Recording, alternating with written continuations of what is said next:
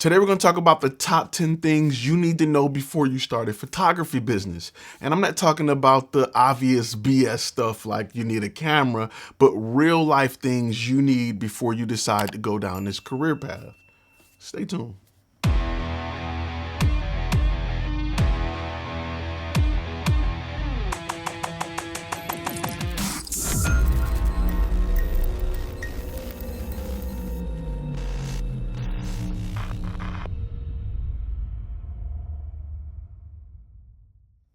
What's going on, guys? My name is Ty Turner, and if this is your first time on this channel is simply about turning your passion into profit. We talk about the business side of being a content creator. If you want to go learn how to take pretty pictures of your grandma dancing in her spring dress in the rain, go to another channel. But if you want to learn how to turn your passion into profit, the business side, the back end on how to grow your business in content creation, this is the place you need to be. And today we're going to talk about the photography side of things, because a lot of my photography subscribers say I don't give them as much love as I give the video guys, but today we're talking straight to you. So the top 10 things you really need to know about before you go into business, things that I wish someone would have sat down and said, hey, when you go this direction, this is what you need to know. And right now we're going to start with number 10. The number 10 thing you need to swallow and realize is the fact that this is not easy. This is not a, well, I guess I will do this type of gig. I can sleep in and do what I want to do type of gig. It's not that easy. You need to understand that, because there are tons of people that are trying to jump in this market and they're half-assing it because they think that it's a easy thing to do. Stop for a minute and realize that everybody you know own a camera, and they own a camera that can take really good selfies. It's not like it was 30 years ago where to get a picture, you had to either buy a big camera or bring somebody in and hire somebody. You're going into a place where everybody owns cameras. So what makes you stand out? What's different about you? Why should they spend money with you? It's like a restaurant trying to compete with people who have kitchens.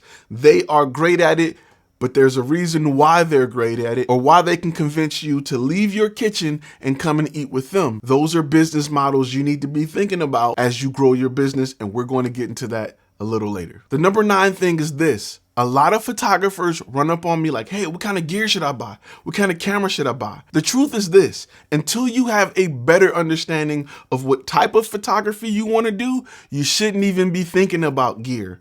You are a cook right now that's asking me what type of knives or what oven works best for what I'm cooking, and you don't even know what you're cooking. Are you baking? Are you a seafood chef? Are we doing sushi? What are we doing? Are you barbecuing? I have no idea. I can't point you in the direction of a knife set or a oven if you don't know what you're cooking. They make knives and ovens and pans and skillets for every type of thing you could possibly cook.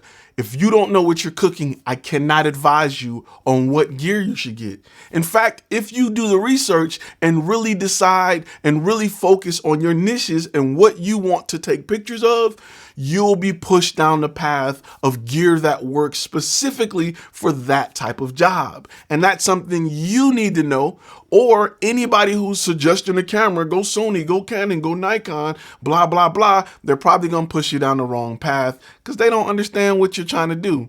And since you don't understand what you're trying to do, you're just going to end up spending money on something that kind of fits your need, because all they can do is kind of push you towards items that kind of fit everything. However, once you know what your niche is, and you decide that this is the type of photographer I want to be, this is what I want to photograph, this is where I want to go in business doing, then there is a ton of tools that are dedicated and designed to help people in that niche. Think I'm BSing you? Go talk to a sports photographer. Listen to the cameras, the bodies, the lenses they use compared to a landscape photographer. Completely night and day difference. However, you have to make the determination and you have to do the research on what it is that you want to be. Then you can choose gear. If you choose gear before that, you're going to be paying out the butt and you're going to be jacked up, because later when you get good at what you do, you're going to realize I have the wrong tools.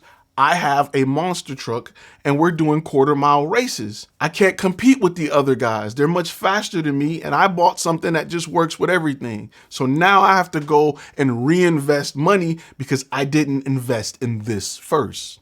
Number 8 is something you really have to understand from day one. 75% of what you do is business. You're not going to be in the park twirling your camera on your neck straps 50% of the time. It's only going to be about 25% of the time. The other 75% of the time is going to be working on your business. Spend 25% working in your business, 75% working on your business. If those two are mixed, it means you don't got a lot of clients, you don't got a lot of customers, and you're taking too long to work with the 2 or 3 clients you got. No business survives only working in the business. You have to work on the business. Because you're spending more time working on the business and not in the business, your investments need to look just like that. You need to invest more on the business instead of investing in the business. So what do I mean when I say that? Investing in the business is buying new gear, buying new cameras. Making investments on the business is investing in this, investing in ways to help grow the business. I have a saying that goes something like this. If you invest more in the business side of your business than your gear, your business will outlive your gear.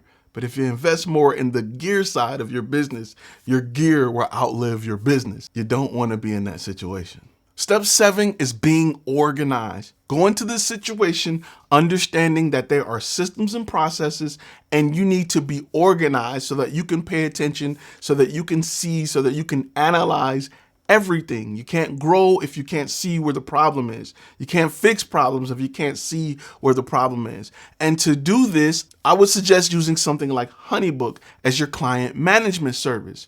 Why? Because HoneyBook allows you to do a lot of things in one place. HoneyBook will create a contact form which you can put on your website, and once clients fill that out, that information get brought over into the system. It get automatically put in the places where it needs to be, and you start a process of working with that client. From HoneyBook, you could send proposals, you can send invoices, you can upsell clients, and you can get everything in one place. Now, I personally started off using HoneyBook and have since graduated on to something different. However, if you're getting started, HoneyBook is a perfect tool for you. The link is in the description. Number 6 is marketing. Your business will live and die on your ability to understand and execute a marketing strategy that is tailored for your ideal client. Now, depending on what your niche is, you got to understand your niche. Your niche is going to help you understand who your client is, and your livelihood and your ability to stay in business will depend on how good you can market towards that client. If you're not good at executing your marketing strategy, you're not going to make it. You may want to invest more in understanding how to market towards your target audience. I'm not going to BS you and tell you it's a one-size-fits-all for everybody's niche, because your niche contains different people from different parts of life, from different countries and cities and counties. So you have to understand who they are. I'm not just going to give you a blah thing to do because it may not work for you. It may offend people in one country and people love it in another country. However, you need to understand that this is where your focus needs to be once you discover who you are, what your brand is about, and how you plan to do business. Number 5 is think outside the box with your niche. If you're doing family portraits, you better do family portraits with a different twist. You better do funny family portraits. You better do upside down family portraits. You better do underwater family portraits. Do not go into this game doing what everybody else is doing or doing things exactly like everybody else. Listen, there is no problem reinventing the wheel, but when you reinvent it, you better be way more efficient than the last one. You better do something way better than the last one did. If you go into it just like they went into it, you're limiting yourself.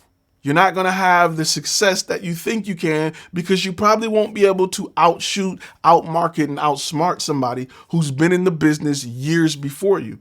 Therefore, you should offer something unique. Something needs to be unique about your brand that would make people consider working with you over everybody else and their mama who decided to go to Walgreens and pick up a camera. Yes, Walgreens. Number 4 is don't build your business on an old business model. JCPenney's, Walmart, and all these other portrait studios that flooded everything in the 80s aren't around for a reason. It just don't work anymore. If you go into it thinking it's old school, I'm going to take your pictures with my backdrop and we're going to print out pictures and you're going to hang up 8x. It doesn't work like that. Most of my clients don't care to ever print the content that we create. There is an option so they can print it if they choose to. I'm not saying don't do it. I'm saying you shouldn't be built on that type of model, which means your pricing, a lot of times back in the day, they didn't really charge you for the session. They made money on prints. If you did that now, you wouldn't be in business. You have to have an updated business model that makes sense and is not print heavy. Print is not the thing anymore. Number 3 is do not, and I repeat, because you see this everywhere, do not name your brand after yourself. Let me say it again. Do not name your brand after yourself. It is business suicide. Give it a name that caters towards your audience. You know why? Because one day you may not be able to show up to an appointment. And if your name is John Smith Photography, they're looking for John Smith instead of whatever photography, and anybody in a polo with your company name can show up to do that job. What if you want to sell the business? Don't nobody want to buy John Smith Photography. What if you get 2 jobs in the same day at the same time and you want to hire somebody to go to that other job? Who gets John Smith? You don't want to put yourself in that situation. Build the brand and think big. Build it to sell it at some point. Build it to get bought out at some point. You don't know what the future may hold, but you don't want to name your business after yourself. That is an example of an old business model. Name your brand something that caters to your niche. If you take a lot of pictures of high-end executives, your specialty or your niche is headshots, really expensive headshots for high-end company members. Name your company Executive Shots or Executive Exposures or something like that that feeds to your niche. Because guess what? When your ideal client is looking for a photography company and they're scrolling past John Smith Photography, Bob John Photography, Bob Evans Photography, and Executive Shots, they sound like they specialize in what we need. I'm okay with them being reassuringly expensive. That's cool. I'll pay for it because I'm an executive and I want executive shots. I don't know who the hell Bob Johnson is. He sounds like a NASCAR driver. I don't want NASCAR drivers taking my pictures. I want a photographer to do it. The number 2 thing you need to realize is you will attract whatever you are. If your brand or business look like a one-person brand or business, you're going to attract one person at a time. And one people have small budgets. If your brand looks like a big company, you will attract big companies. You feel me? So work hard to build your brand out. I'm not saying you need to go and hire 300 people so that you can get bigger checks. I'm saying having polo shirts with your company brand on it, having a legitimate website that works, a 24-hour sales rep that you've made investments in, because that is one of the most important parts of your business, and it should require the largest investment. You need to make sure that you position your brand to look like the check that you're asking for. Make sure you invest in that website. It is your first impression. It is sometimes your only impression. You need to understand the value of that and how that plays a part in whether or not people are willing to do business with you and to what extent they're willing to do business with you. You cannot attract a big company with a little company looking website. Hi, my name is John Smith. I'm the only guy here.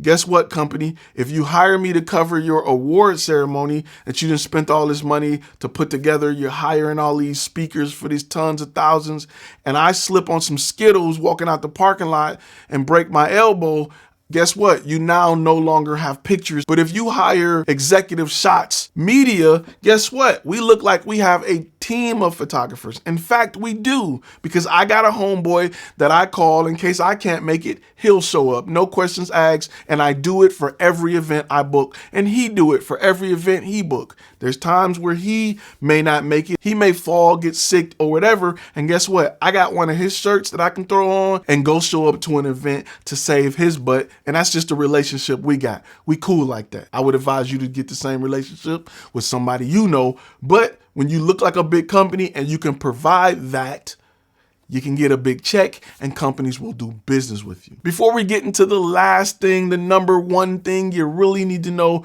before you go into photography, you need to know that this video is sponsored by Flash Film Academy. That's us.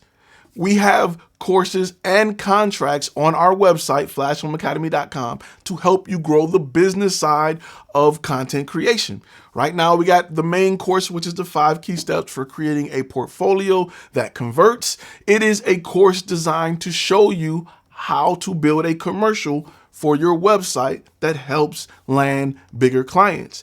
Nobody's going to hire you to tell their story if you can't properly tell your story. We also have contract packs with a ton of contracts that are unique to each individual niche or industry within content creation that are created by people who have actually had experience working in those industries. So we created contracts to address some of the issues that they've had and not just a bland one size fit all. Here's a free contract for visiting our website. BS that don't hold legal water. Go check them out, flashfilmacademy.com. We'll post a link in the description. As for the number one thing you really need to know before you go into business as a photographer is the most important tool in your bag is your personality. That is extremely important, and people will not only remember the item or the service that you left them with, but they will be reminded every time they look at that picture of the experience they had working with you. So you need to make sure that that experience is a great experience, because sometimes you can have a bad day as a photographer as far as quality or images or lighting. You just have a bad day. It happens. But if you have a great personality, they may not hold that against you. I've had that happen to me where I just wasn't in the zone when it come to photography. I was just off that day. But I had a great personality and clients had fun and they booked me again. And guess what? When they booked me again, I was in the zone and I killed it. And they really loved it. So now I'm their go-to guy for photography. So that's something you have to think about. Have a great personality. Have fun. Show that you love what you do and provide that client with an experience of a lifetime.